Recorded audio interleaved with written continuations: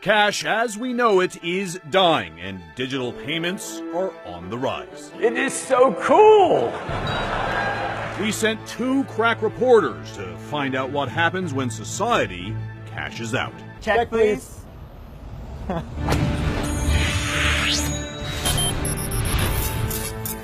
We're about to start our journey, surviving one entire day on just Bitcoin. First, we need to actually get one, so we're stopping at Bitcoin ATM.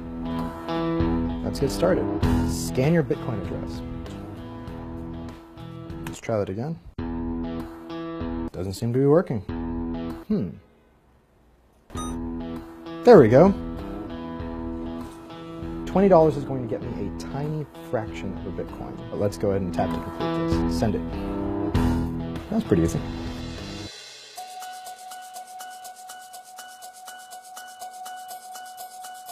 I use apps and maps to find the closest place that accepts Bitcoin, and it's 20 blocks away. Now, I've stopped by a bunch of places that show they accept credit card, Apple Pay, Google Wallet, Square, even AARP and Diners Club, but no Bitcoin. This is the first, Pita City. Let's give it a shot. I'd like a beef and lamb shawarma and a bottle of water. 934. Okay, can we do that in Bitcoin? I need your phone to scan the... Yes. Well, I can take a picture of a QR code. I have to scan. Go to your account and give me the phone. I will scan the bar. It tells me that I snap a photo That's of why it, so you can hold it. Got it. Yes. All right. Okay, send payment. After this, I'm going to need to get to work, which will be difficult because I can't buy a transit card in Bitcoin. Not quickly anyway. So I'm going to call the one service I know that takes it, a limo.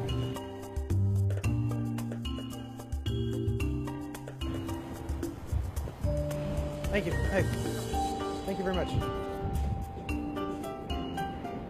So I pay in Bitcoin through an invoice, right? Yes. Do you want me to fill it out?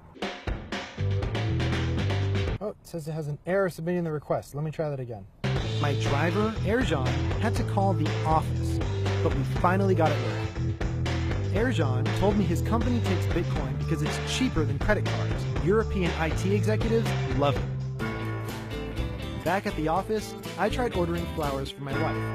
No local florist would take it, so I was forced to order online.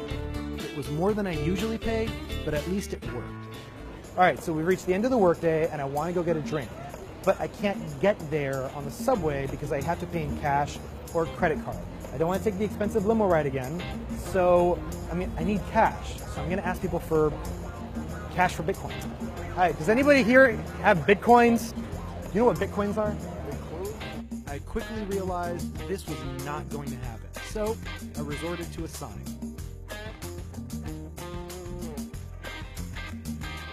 I'm feeling pretty miserable. This is clearly not going to work. So I've held this sign up, like 500 people walked by me, and nobody seems to even know what Bitcoins are. So I'm going to give up and just borrow one of my producer's Metro cards. I'll just use this instead. Old Man Hustle is one of the very few bars in Manhattan that accept Bitcoin. The owner, Mike, is a true believer. He thinks this is the future of money, even if Bitcoin ends up like Napster.